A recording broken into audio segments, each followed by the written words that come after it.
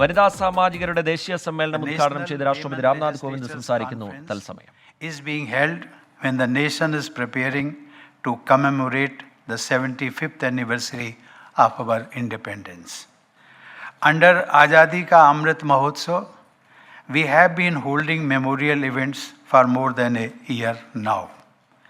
People's enthusiastic participation in various functions shows their zeal to connect with the past and rediscover for themselves the foundations of our republic. In the saga of our freedom movement, women played a stellar part. That context adds significance to this conference. India's efforts to be freed from the shackles of an exploitative colonial rule began long ago, and 1857 was one of its early manifestations. Even in the middle of the 19th century, while there were only men on the other side, the Indian side included many women. Rani Lakshmibai was the most notable among them, but there were many more like her fighting bravely against the unjust rule. That period was marked by countless uprisings across the country against foreign rule. They were of local nature, but they were also animated by nationalist aspirations.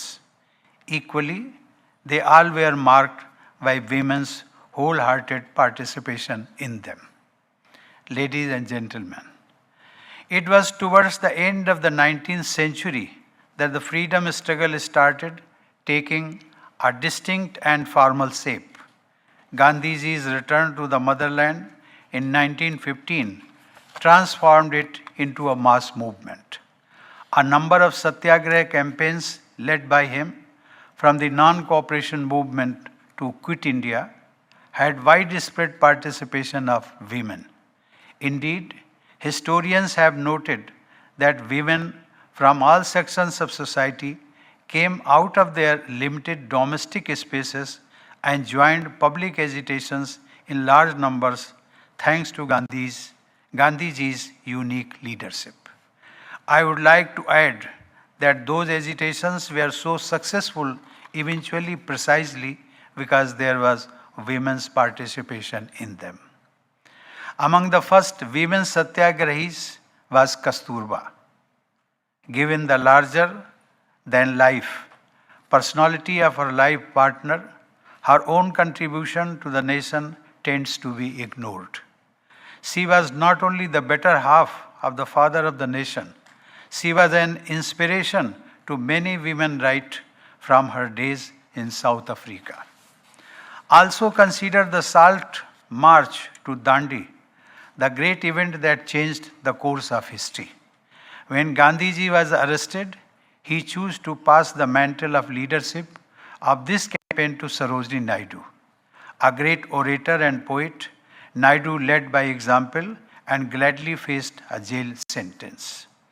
And how can we forget her associate, Kamala Devi Chattopadhyay? She was among the first women to contest elections, and she thus lit a torch that you have been carrying forward in India's times, in today's times. When one starts giving examples of women's participation in our national movement, so many inspiring names come to mind that one is able to mention only a few of them.